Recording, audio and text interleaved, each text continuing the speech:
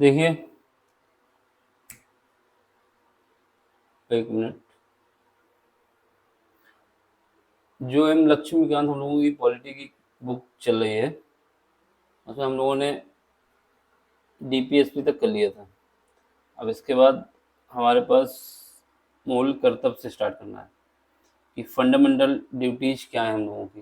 ठीक है, तो फंडामेंटल ड्यूटीज जो हैं हमारे संविधान में भाग 4 में या पार्ट 4 में दी गई है, भाग 4 ए में। ठीक है, इसके लिए जो आर्टिकल है, आर्टिकल हमारा कौन सा है, 51A से स्टार्ट होता है। ठीक, स्टार्टिंग में तो 10 थी ड्यूटीज हमारी, लेकिन फिर उसके बाद एक और जोड़ दी गई तो 11 हो गई। तो फंडामेंटल ड्यूटीज कितनी है, 11। किसकी, कौन सी कमेटी ने इसकी सिफारिश की थी, तो बताएंगे सरदार स्वर्ण सिंह कमेटी ने इसकी सिफारिश की थी कि भारत के संविधान में फंडामेंटल ड्यूटीज होनी चाहिए। ठीक, कहाँ से लिया गया, तो बताएंगे रूस से। उस समय जो रूस था सोवियत संघ के। ठीक, सोवियत संघ के संविधान की संकल्पना है। क्या क्या याद रखना है, मूल कर्तव्य या फंडामेंटल ड्यूटीज जो है भाग 4 ए में है, आर्टिकल 51 से स्टार्ट होती हैं। किसकी सिफारिश पे लागू की गई थी, सरदार स्वर्ण सिंह कमेटी की सिफारिश पे लागू की गई थी। कहाँ से ली गई हैं, रूस से ली गई हैं या सोवियत संघ से ली गई हैं।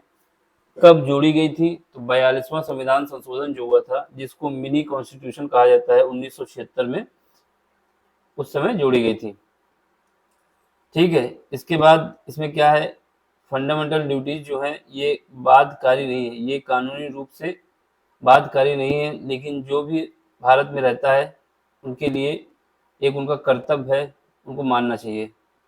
तो गैर बाध्यकारी है, यानी आप इसका पालन करते हैं तो ठीक है, नहीं पालन करते तो भी ठीक है।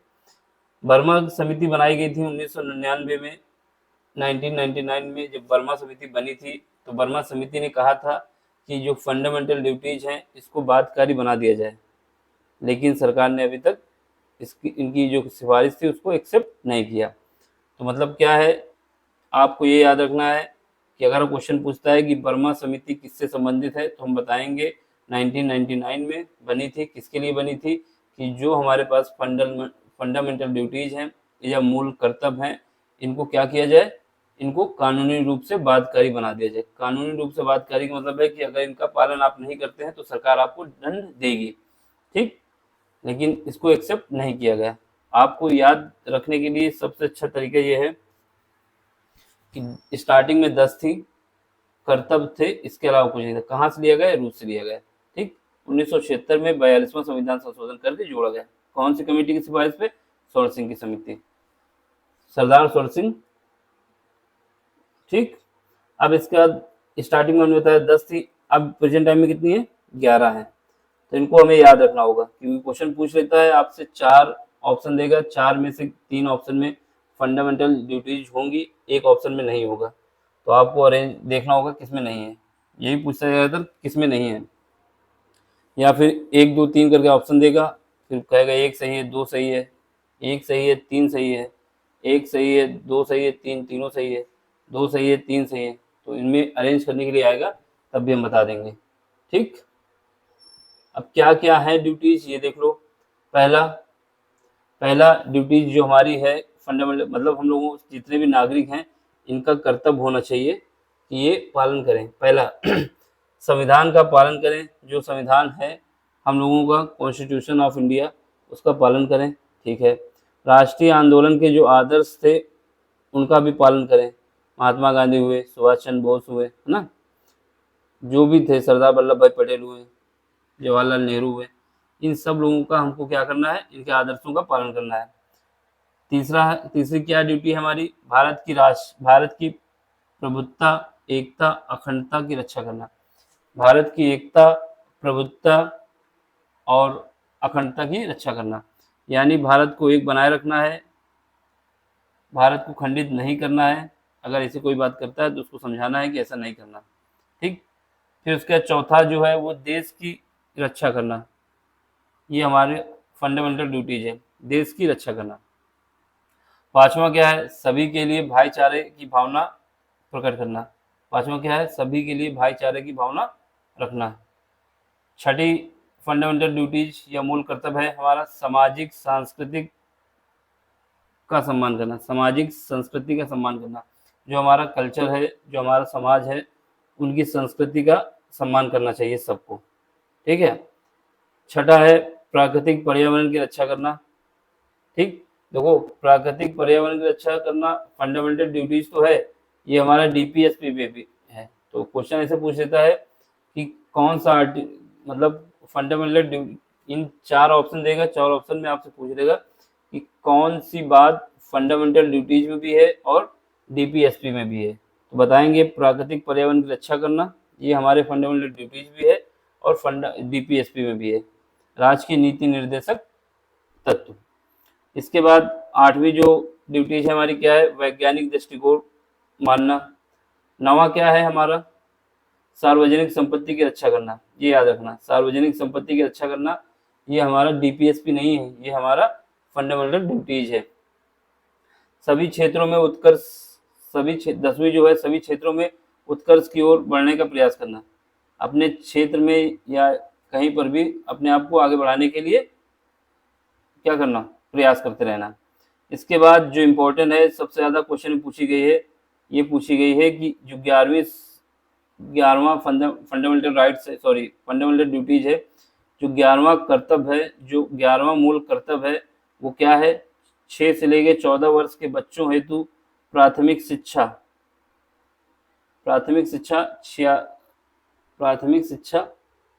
ठीक है, यानी 6 से जो 14 वर्ष के बच्चे हैं उनको प्राथमिक शिक्षा दिलाना, ये हमारा फंडामेंटल ड्यूटीज भी है।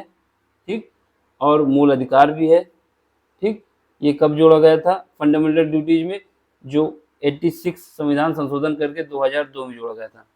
बात ये याद रखनी है कि अगर क्वेश्चन आपसे पूछता है 6 से 14 वर्ष के बच्चों के हेतु प्राथमिक शिक्षा दिलाना, ये जितने भी माता पिता हैं सब लोगों की जिम्मेदारी है कि उनको भेजें। ठीक, उनका कर्तव्य है। ये कब जोड़ा गया था, 2002 में। किस संविधान संशोधन के द्वारा जोड़ा गया था, 46वें। याद क्या रखना है कि 1976 में हुआ था कौन सा, 42वां संविधान संशोधन, और उसके बाद 2002 में कौन सा हुआ था, 46वां संविधान संशोधन। 46वें संविधान संशोधन से एक मूल कर्तव्य जोड़ा गया, 42वें संविधान संशोधन से 10 मूल कर्तव्य जोड़े गए। स्वर्ण सिंह समिति ने कितने मूल कर्तव्य बताए थे, 10। एक कौन सा जोड़ा गया, बाद में जोड़ा गया। ये हमारा हो गया। ठीक है, अब इसके बाद देख लो आर्टिकल 13 के विषय में इंपॉर्टेंट है, अनुच्छेद 13। यानी हम लोग यहाँ से स्टार्ट करेंगे। मूल ढांचा हमने बताया था, जो केस हुआ था, मेन मूल ढांचा या बेसिक स्ट्रक्चर की जो कल्पना आई थी वो किससे आई थी, जो 1973 का मामला था केशवानंद भारती का। केशवानंद भारती के मामले से ही मूल ढांचे की संकल्पना आई थी।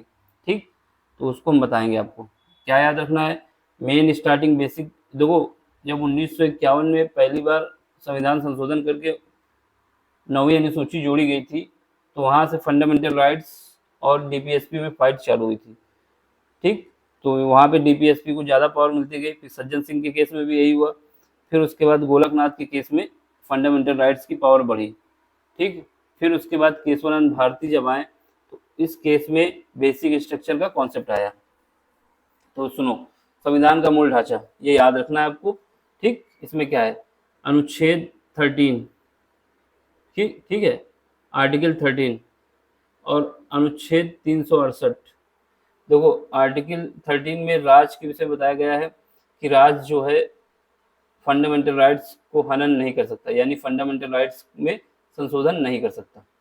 और अनुच्छेद 368 कहता है कि जो संसद है वो संविधान के किसी विभाग में संशोधन कर सकती है। ठीक है, इसके बाद सुप्रीम कोर्ट पहुंचा ये दोनों मामला। इन दोनों में फाइट हो रही थी, आर्टिकल 13 में और आर्टिकल 368 में। तो सुप्रीम कोर्ट ने क्या किया, इसके लिए मूल संरचना बनाई। तो न्यायिक पुनर्लोकन का कॉन्सेप्ट दिया। न्यायिक पुनर्लोकन का मतलब है जुडिशियल रिव्यू। ठीक, इसमें सुनो कहाँ से बना। पहला केस जब हुआ था शंकरी प्रसाद बनाम भारत संघ, जो 1951 में हुआ, इसमें मूल अधिकारों में संशोधन किया गया। वही हम आपसे कह रहे हैं कि जब मूल अधिकारों में संशोधन किया गया, मूल अधिकारों में संशोधन इसलिए किया गया था कि जो डीपीएसपी थी राज्य के नीति निर्देशक तत्व जो थे, directive principle of state policy जो था, उसको लागू करना था। ठीक है, उसको लागू क्यों करना था? क्योंकि जो जमीन थी वो राजाओं के पास, है ना, ज्यादा थी, और जो जमींदार थे उनके पास ज्यादा थी। उनकी जमीन को लेके जो गरीब थे, जिनके पास जमीन नहीं थी, उनके पास डिस्ट्रीब्यूट करना था। इसलिए से 1951 में पहला संविधान संशोधन किया गया, 9वीं अनुसूची जोड़ी गई। तो शंकरी प्रसाद की जमीन भी चली गई थी, तो ये चले गए कहाँ पे? Supreme court. ठीक, किस आर्टिकल के तहत? आर्टिकल 13 के तहत। बोले जाके कि ये मेरे फंडामेंटल राइट्स का हनन हो रहा है। तो यहाँ पर कोर्ट ने बताया कि जो मूल अधिकार हैं, फंडामेंटल राइट्स हैं, वो आपके इतने इंपॉर्टेंट नहीं है जितना डीपीएसपी इंपॉर्टेंट है। ठीक, तो उन्होंने कहा संशोधन कर सकती है संसद। तो यहाँ पर एक केस बना। फिर उसके बाद सज्जन सिंह का मामला आया 1965 में। सज्जन सिंह के मामले में मूल अधिकारों में संशोधन हो सकता है। जो बात पहले सुप्रीम कोर्ट ने कही वही बात फिर मान ली कोर्ट ने, इसके आगे कुछ सुना नहीं। फिर इसके बाद तीसरा मामला आता है गोलकनाथ। देखो, सज्जन सिंह और शंकरी प्रसाद ये दोनों गए थे किस बेस पे? आर्टिकल 13 के बेस पे। आर्टिकल 13 के बेस पे गए थे, बोले थे ये मेरे फंडामेंटल राइट्स का हनन हो रहा है। लेकिन गोलकनाथ समझ गए थे। क्यों समझ गए थे? गोलकनाथ समझ गए थे कि ये आर्टिकल 13 के बारे में जाएंगे तो वही पिछला वाला मामला सुना के हमको टरका देंगे। तो ये गोलकनाथ जो हैं ये 31 आर्टिकल के तहत गए थे। 31 यानी 13 का जस्ट अपोजिट। गोलकनाथ बनाम पंजाब राज्य 1967 में केस हुआ। इसमें मूल अधिकारों में संशोधन नहीं, शब्द लिखा है नहीं, यानी यहाँ पे मामला पलट गया। यहाँ पर फंडामेंटल राइट्स जो हैं उनकी पावर कम हो गई, ज़्यादा हो गई, और डीपीएसपी की पावर कम हो गई। क्यों कम हो गई? क्योंकि आर्टिकल 31 के तहत जो संपत्ति रखने का अधिकार था वो मूल अधिकार था, तो इसके तहत वहाँ पहुंचे थे वो। तो गोलकनाथ बनाम पंजाब राज्य सरकार में मूल अधिकारों में संशोधन नहीं हो सकता। इसके लिए 11 जज बैठे थे। 11 जजों ने एक साथ सहमति, एक साथ तो नहीं, लेकिन इसमें फैसला जो आया, इस फैसले में आया कि जो मूल अधिकार हैं उनमें संशोधन नहीं होगा।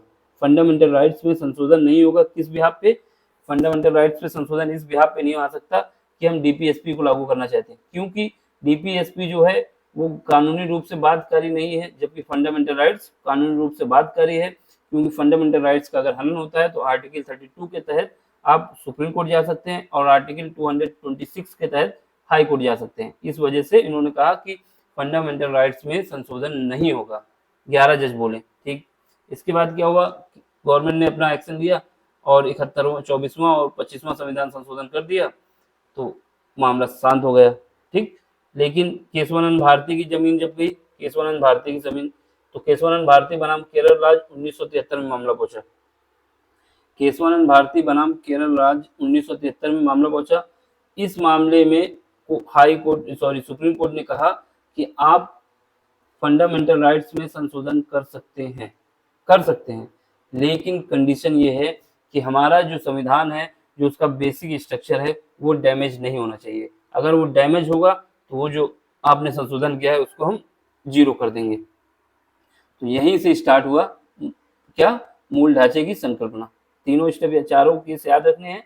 कभी कभी इन चारों केस का अरेंजमेंट करने को कह देता है कि सबसे पहले कौन हुआ, उसके बाद कौन हुआ, उसके बाद कौन हुआ, उसके बाद कौन हुआ। ठीक, तो यहाँ पर आ गया तुम्हारा क्या? मूल ढांचे की संकल्पना। इसके बाद जुडिशियल रिव्यू की बात आती है। ठीक है, जुडिशियल रिव्यू, तो ये हुआ था कि इस केस के बाद फिर संशोधन किए गए। ठीक, तो संशोधन ऐसे किए गए कि जो हम संशोधन कर देंगे, संसद जो संशोधन करेगी उसका जुडिशियल रिव्यू नहीं होगा, ये बात डाल देगी। यानी आप न्यायालय जा ही नहीं सकते। जब न्यायालय नहीं जा सकते तो उसका रिव्यू कहाँ से होगा? तो ये केस हुआ मिनर्वा मिल्स बनाम भारत संघ। इस केस में 1980 में, मतलब 76 में संशोधन किए गए। मिनी संविधान संशोधन बन गया था उस समय, 42वां। तो उसके बाद मिनर्वा मिल्स बनाम भारत संघ 1980 का मामला पहुंचा। तो इसमें कोर्ट ने क्या कहा? इसमें कोर्ट ने कहा कि न्यायिक पुनर्लोकन होगा। यानी आप कुछ भी करेंगे ऐसा नहीं चलेगा। अगर आपने किया है उसका जुडिशियल रिव्यू होगा। अगर वो सही है तो सही रहेगा, नहीं है तो उसको डिलीट कर दिया जाएगा। तो याद रखना है कि देखो, मूल ढांचे की संकल्पना किससे आई? 1973 के किस संविधान संशोधन? वो संविधान संशोधन नहीं, याद रखना, केशवानंद भारती बनाम केरल राज्य। मूल ढांचा, बेसिक स्ट्रक्चर। और बात पूछा जाता है कि जुडिशियल रिव्यू या न्यायिक पुनर्लोकन किस कब आया, तो बताएंगे मिनर्वा मिल्स बनाम भारत संघ 1980। तीनों केस याद रखने हैं, जितने भी केस हैं इंपॉर्टेंट है, इनका अरेंजमेंट करने को आता है। अगला ये भी केस अच्छा इंपॉर्टेंट है, ये वामन राव बनाम भारत संघ 1980 1981 सॉरी। इसमें क्या था, नवी अनुसूची न्यायिक समीक्षा के अधीन है। देखो ऐसा हुआ था 1951 में संविधान संशोधन करके नवी अनुसूची जोड़ दी गई, ठीक है। फिर उसके बाद नवी अनुसूची में ये विषय थे, जो विषय उसमें डाल दिए जाएंगे उनका जुडिशियल रिव्यू नहीं होगा, उनके लिए कोई आप न्यायालय नहीं जा सकते, ठीक। रीजन ये था कि जमीन ज्यादा लोगों के पास थी, ज्यादा लोगों के पास कम नहीं थी, बल्कि कम लोगों के पास ज्यादा जमीन थी, तो उसको डिस्ट्रीब्यूट करना था। तो यहाँ पर पहले 2 3 4 केस केशवानंद भारती तक तो ये था कि ठीक है गवर्नमेंट जो कर रही सही कर रही है, लेकिन केशवानंद भारती में मामला पलट गया। उन्होंने कहा कि बेसिक स्ट्रक्चर डैमेज नहीं होना चाहिए, ठीक। फिर उसके बाद उसी के बिहाफ पे और लोग जाने लगे कोर्ट, क्योंकि जब बेसिक स्ट्रक्चर की बात आई तो केशवानंद भारती जीते नहीं थे, लेकिन उनका काम हो गया था कि आगे के नुकसान नहीं होगा। मिनर्वा मिल्स में न्यायिक पुनर्लोकन आ गया। अब इसके बाद और लोग जाने लगे, तो ये था कि नवी अनुसूची में संशोधन नहीं हो सकता, मतलब समीक्षा नहीं हो सकती। तो वामन राव का केस जो था, इसमें भारत संघ 19, तो इसमें ये कहा गया कि आप नवी अनुसूची की, कोर्ट ने बोला कि नवी अनुसूची की समीक्षा होगी। क्यों होगी नवी अनुसूची की समीक्षा होगी? क्योंकि ये न्यायिक, ये बेसिक स्ट्रक्चर का पार्ट है। जब बेसिक स्ट्रक्चर की बात आ गई, मूल ढांचे की पार्ट है, तो उसकी समीक्षा होगी, यानी उसकी सुनवाई होगी। लेकिन कंडीशन यही है कि जो 24 अप्रैल, क्योंकि 23 अप्रैल को उनका केस हुआ था केशवानंद भारती का, 24 अप्रैल को 1973 में, 24 अप्रैल 1973 के पहले जो भी केस पड़े हुए हैं, जो भी नवी अनुसूची में मामला पड़ा है, उसका नहीं होगा। उसके बाद अगर 25 अप्रैल को कोई केस है तो उसकी सुनवाई करेंगे, समझ गए। तो यहाँ से यह आया कि आप नवी अनुसूची में जो डालेंगे उसकी समीक्षा होगी। अब जो केस भी 24 अप्रैल 1973 के बाद इसमें पड़े हैं, उनकी न्यायिक समीक्षा हो सकती है अगर कोर्ट चाहता है तो, और नहीं चाहता तो नहीं होगी, ठीक। अब इसके बाद क्या हुआ, अब ये कोर्ट ने ये नहीं बताया, सुप्रीम कोर्ट ने, कि बेसिक स्ट्रक्चर में क्या क्या आएगा। अगर बता देता तो गवर्नमेंट क्या करती, उस चीज को ना छूती, बाकी कर देती संशोधन। तो इसमें ये हुआ, कोर्ट ने ये नहीं बताया कि बेसिक स्ट्रक्चर में क्या क्या आएगा, ठीक। बल्कि कोर्ट ने ये बताया कि जो बेसिक स्ट्रक्चर है इसको समय समय पर हम आपको बताते रहेंगे क्या है क्या नहीं है। तो बेसिक स्ट्रक्चर के लिए उन्होंने कुछ पॉइंट डाले हैं जो याद रखना है। अगर आपसे क्वेश्चन पूछता है कि ये पॉइंट हमारा बेसिक स्ट्रक्चर में है कि नहीं है, तो हमको इसको याद रहेगा तो बता देंगे। लेकिन ये नहीं है कि इसके बाद बेसिक स्ट्रक्चर कुछ नहीं है, इसके अलावा भी है, लेकिन वो कोर्ट अपना डिसाइड करेगा कब उसको बताना है कब नहीं बताना, सुप्रीम कोर्ट, ठीक। मूल ढांचा, मूल ढांचे में क्या क्या है देखो। पहला, संविधान की सर्वोच्चता, ये हमारा बेसिक स्ट्रक्चर का पार्ट है। कुछ पॉइंट बता दिए हैं कोर्ट ने और बाकी डॉट डॉट लगा दिया है, आगे हम भरते रहेंगे।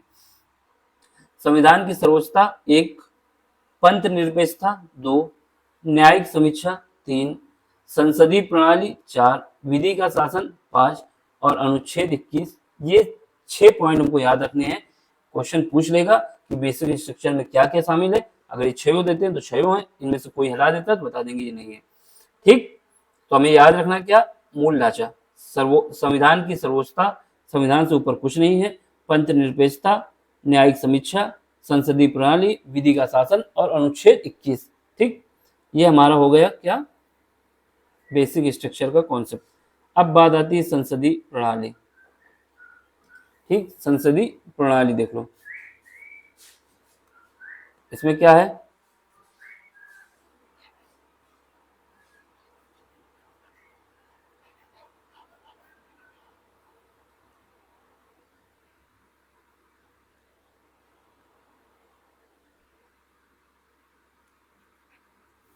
इसमें देखो,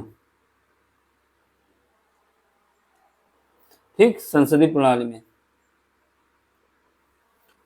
एक मिनट, संसदीय व्यवस्था, ठीक। संसदीय व्यवस्था में क्या क्या है ये देख लो। लक्षण क्या है इसका, दोहरी कार्यपालिका, ठीक। क्योंकि जो विधायक होते हैं, अगर स्टेट की बात करें तो वही मंत्री भी बन जाते हैं, अगर सेंट्रल की बात करें जो सांसद होते हैं वही मंत्री बन जाते हैं। तो ये दोहरी कार्यपालिका है।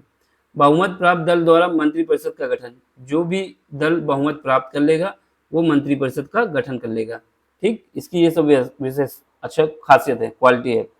मंत्री परिषद विधायिका के प्रति सामूहिक रूप से उत्तरदायी है। जो भी मंत्री परिषद बनेगी वो विधायिका के प्रति सामूहिक रूप से उत्तरदायी होगी। देखो, अगर स्टेट की बात होगी तो विधानसभा के प्रति, और अगर सेंट्रल गवर्नमेंट की बात होगी तो लोकसभा के प्रति, यानी लोअर हाउस, और यहाँ पर स्टेट के लिए ये लोअर हाउस हो जाएगा। ठीक, विधायिका और कार्यपालिका की दोहरी सदस्यता, यानी जो विधायक हैं वही हमारे मंत्री बन जाते हैं, जो सांसद हैं वही मंत्री बन जाते हैं। अब इसके बाद विशेषताएं अभी चल रही है। विधायिका और कार्यपालिका में सहयोग, ये क्या था, ये हमारी व्यवस्था थी जो हमने बताया। अब इसकी क्वालिटी क्या है, इसकी क्वालिटी ये विधायिका और कार्यपालिका में सहयोग, क्योंकि जो विधायक है वही लगभग, सब तो नहीं बनते लेकिन उन्हीं की पार्टी के रहते हैं तो लोग सहयोग बना रहता है। उत्तरदायी सरकार होती है, ठीक है, अगर आप काम नहीं करते तो अगले 5 साल में बैठ जाएंगे घर पे। वैकल्पिक सरकार की व्यवस्था होती है, दूसरा अगर आपका बहुमत खो जाता है तो दूसरी सरकार बनने के लिए तैयार रहती है। राजनीतिक एकरूपता रहती है, राजनीतिक एकरूपता रहती है, ठीक है। अब इसके दोष क्या हैं, इसके दोष ये हैं कि अस्थिर सरकार, सरकार स्थिर नहीं रहती, ठीक, कभी भी डैमेज हो सकती है। कभी अगर जो नेता है उसका, जो पार्टी के सांसद है दूसरी पार्टी में चले जाते हैं तो उनकी सरकार गिर जाएगी, कोई क्लियर नहीं कि कब तक रहेगी। नीतियों का अनिश्चितता, जो नीतियां चालू की जा रही हैं उनके लिए कोई जिम्मेदारी नहीं होती, बोल देंगे हमारी गवर्नमेंट चलेगी तो हम क्या करें, तो उसमें कोई फिक्स नहीं रहता कि होगा। मंत्री मंडल की निरंकुशता, क्योंकि वही मंत्री, वही विधायक, वही सांसद एक ही पार्टी के रहते हैं, वही मंत्री बन जाते हैं, तो वो अपना जैसा मन आता है वैसा काम करते हैं। अगर उनका कोई साथी कोई काम करता है, कोई साथी विधायक, कोई मंत्री है और वो विधायक भी है, उसका कोई विधायक कोई गलत काम करता है तो वो क्या करते हैं, उस पर ध्यान नहीं देते बल्कि उसका सपोर्ट करते हैं। ठीक, इसके बाद शक्ति पृथक्करण का विरोध, जो शक्ति अलग अलग दी गई है कि कार्यपालिका की शक्ति अलग होगी, विधायिका की शक्ति अलग होगी, न्यायपालिका की शक्ति अलग होगी। न्यायपालिका तो अलग है इन दोनों से, लेकिन कार्यपालिका और विधायिका के बीच का जो संबंध है ये इतना अच्छा हो जाता है कि यहाँ पर शक्ति का जो पृथक्करण है, क्योंकि वही आदमी एक ही जगह पर मंत्री भी है, एक ही सांसद भी है, तो फिर वो शक्ति का अपना गलत यूज करता है। अगर अलग आदमी सांसद होता तो फिर वो अच्छे तरीके से कंट्रोल रखता। तो ये इसके दोष हैं। दोष लिखेंगे, अस्थिर सरकार है, नीतियों का अनिश्चित, नीतियों की कोई गारंटी नहीं कब तक कंप्लीट होंगी, मंत्रिमंडल की निरंकुशता है, शक्ति पृथक्करण के विरुद्ध है। अब इसके बाद भारत में संसदीय व्यवस्था को क्यों अपनाया गया, क्वेश्चन ये उठता है। देखो, भारत में संसदीय व्यवस्था को इसलिए अपनाया गया, सबसे पहले तो वहाँ हमारे देश में 200 साल तक करीब अंग्रेज शासन किए, तो ब्रिटेन में जो संसदीय व्यवस्था थी यहाँ के लोग उससे अच्छी तरीके से परिचित थे। ठीक फिर उसके बाद भारत में जनसंख्या भी बहुत सी है, तो क्या याद रखना है, भारत में संसदीय व्यवस्था को क्यों अपनाया गया, तो पॉइंट याद रखना है। सबसे पहले भारत में विशाल जनसंख्या है, जनसंख्या इतनी है कि ज़्यादा जनसंख्या है, तो इसके लिए संसदीय व्यवस्था में क्या किया जाता है कि 10 लाख लोगों में एक चुना जाता है।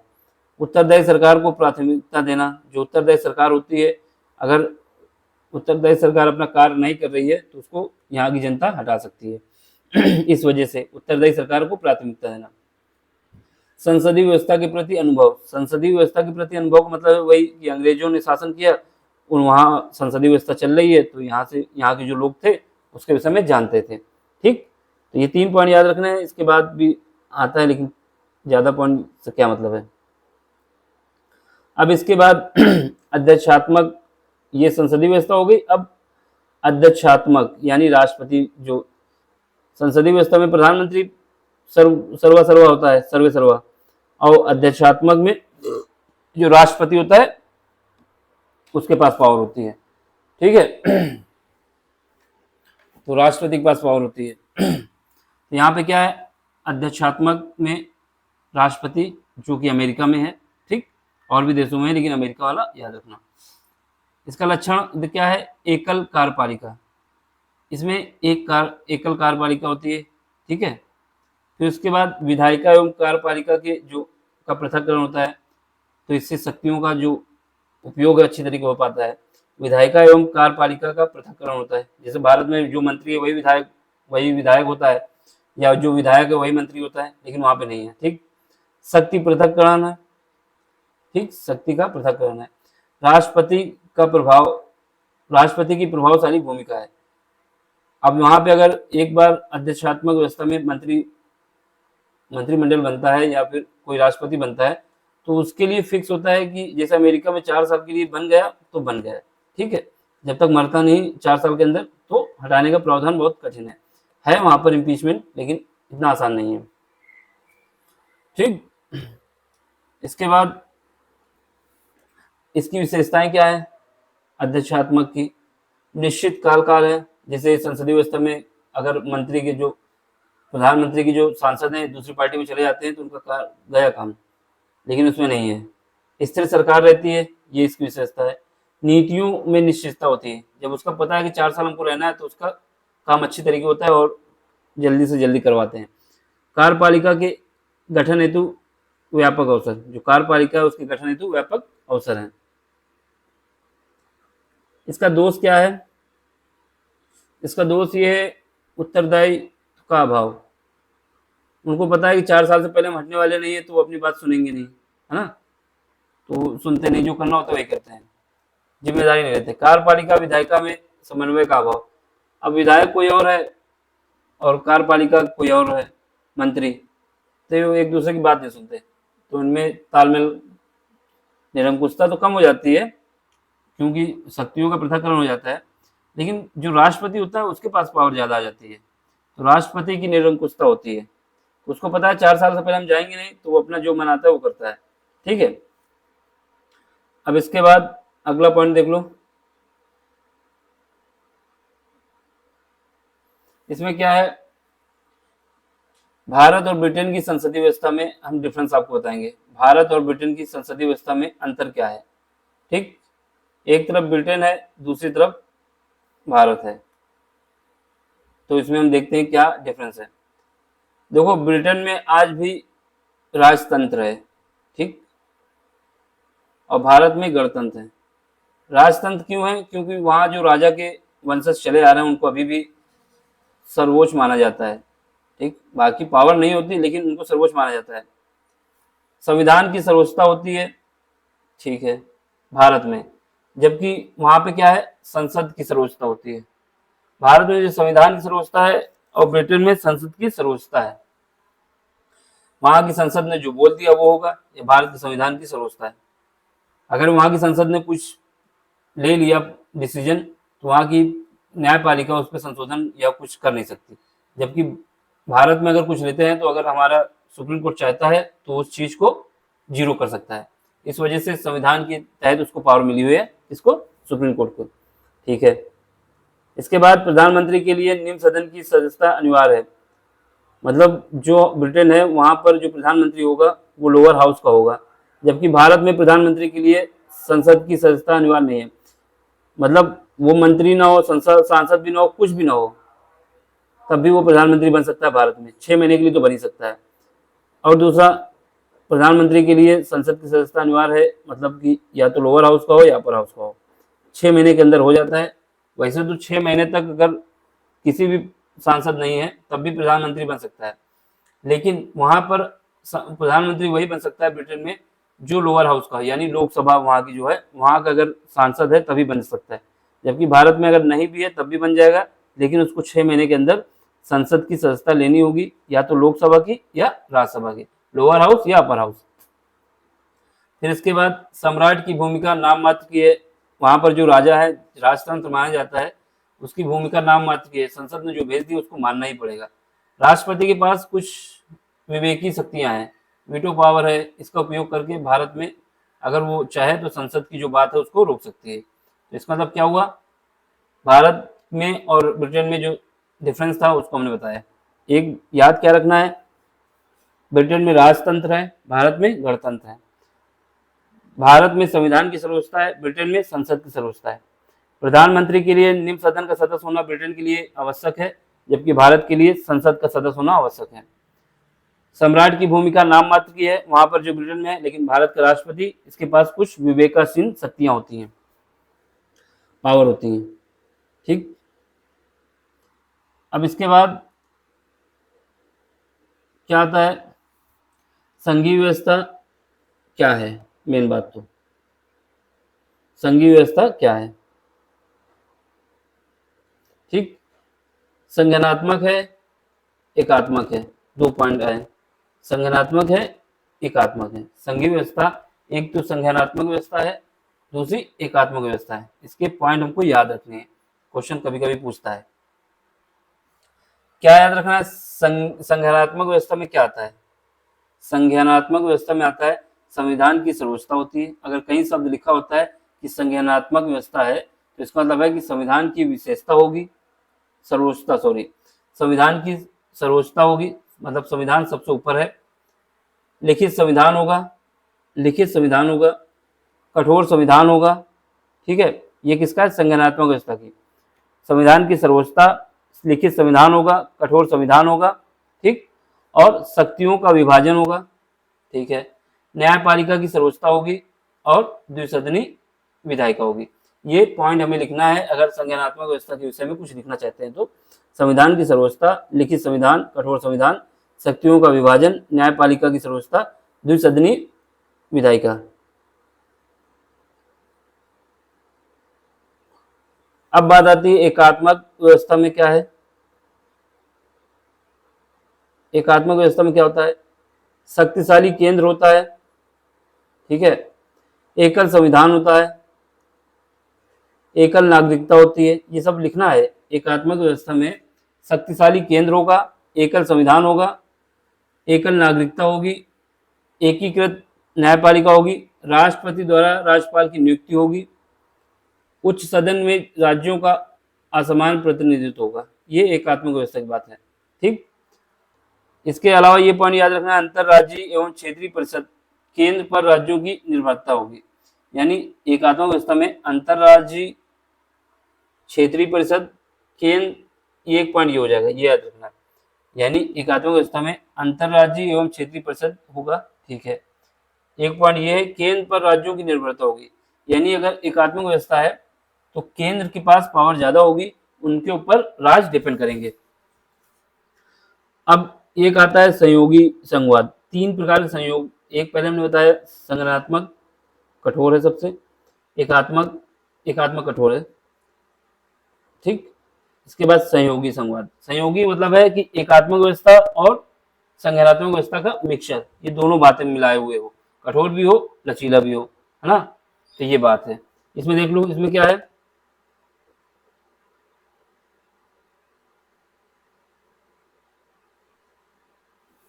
केंद्र एवं राज्यों के मध्य, एक मिनट आ जाए, केंद्र एवं राज्यों के मध्य सहयोग में समन्वय। जब सहयोग होगा तो दोनों में बात बनेगी। संयोगी संवाद, केंद्र एवं राज्यों के मध्य सहयोग, समन्वय, विशेष परिस्थितियों में केंद्र की निर्णायक भूमिका। अगर आपातकालीन या राष्ट्रीय आपातकाल लगता है तो इसमें केंद्र के पास पावर जाएगी, या फिर कोई डिजास्टर आता है तो केंद्र सरकार स्टेट को पैसे देगी। ये सहयोगी है तभी बनता है। राज्यों के लिए केंद्रीय फंड का प्रावधान, वही बात है, विशेष परिस्थितियों में केंद्र की निर्णायक भूमिका। केंद्र एवं राज्यों के मध्य संवाद हेतु निकाय। यानी अगर सहयोगी है तो ये दोनों आपस में बात कर लेंगे, कोई मामला होगा तो उसको सेटल करेंगे। सारे पॉइंट याद रखने हैं। तो क्या याद रखना है? केंद्र एवं राज्यों के मध्य सहयोग एवं समन्वय किससे होता है? संयोगी संवाद से। विशेष परिस्थितियों में केंद्र की निर्णायक भूमिका, अगर आपातकाल लगा हुआ है तो उसमें। राज्यों के लिए केंद्रीय फंड का प्रावधान, ठीक है। केंद्र एवं राज्यों के मध्य संवाद हेतु निकाय, ठीक है। अब इसके बाद बात आती है, ये क्या है, SR बम्बई बनाम भारत संघवाद 1994 में। भारतीय संविधान संज्ञानात्मक संविधान है जो कि संविधान का मूल ढांचा है। मतलब जो केस हुआ, कौन सा केस? SR बम्बई बनाम भारत संघ 1994 में। इसमें कोर्ट ने बताया कि जो भारतीय संविधान है वो संज्ञानात्मक संविधान है जो कि संविधान का मूल ढांचा है। तो जो कोर्ट ने क्या बताया, भारतीय संविधान को संज्ञानात्मक संविधान है जो कि संविधान का मूल ढांचा है तो संज्ञानात्मक, लेकिन उसमें भारत जो है सहयोगी की तरफ ज्यादा घुमा हुआ है, मतलब बात सुन लेता है लोगों की। एकात्मक नहीं है कि अपनी मर्जी चलाएगा, स्टेट की भी बात सुनता है। लेकिन SR बम्बई बनाम भारत संघ 1994 में सुप्रीम कोर्ट ने ये बता दिया है कि ये हमारा संज्ञानात्मक है, सुनना चाहे तो सुनेगा, नहीं सुनना चाहे तो नहीं सुनेगा। तो ये याद रखना, ये मूल ढांचे का पार्ट भी है। अब इसके बाद क्या है, केंद्र और राज्यों के संबंध, ठीक, ये स्टार्ट होता है और ये 7वीं अनुसूची से का भाग है, ठीक। अभी इसके 4 पेज बाकी हैं, ठीक है। तो इसको यहीं पर रोकें क्योंकि हैंग भी कर रहा है, पता चले पूरा चला जाए। बाकी अगर हो जाए तो ज़्यादा नहीं है कुछ, पढ़ाया जा सकता है।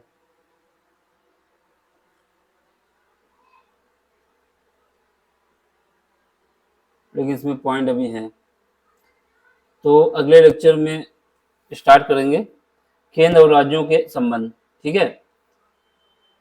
बाकी अगर देखते हैं चल जाता है तो चला ही लेते हैं, अगले ही लेक्चर रखते हैं, एक लेक्चर और कर लेते हैं इसमें। केंद्र और राज्यों के संबंध के विषय में बताया जाएगा, 7वीं अनुसूची से स्टार्ट किया जाएगा। भाग क्या है, 11 है, और आर्टिकल जो है 245 से 293 के बीच। बताना क्या है, विधायी संबंध क्या है, प्रशासनिक संबंध क्या है, वित्तीय संबंध क्या है, ठीक है। कुछ आर्टिकल हैं जिसमें राज्यसभा पावर देती है सेंट्रल गवर्नमेंट को कि जो स्टेट की रूल है उसको बना सके राज्य सूची के विषय में। तो ये सब हम बताएंगे अगले लेक्चर में। केंद्र और राज्यों के संबंध के विषय में अगले लेक्चर में मिलते हैं। समझ में आ रहा है तो लाइक भी करना है, शेयर भी करना है, सब्सक्राइब भी करना है। Thank you for watching.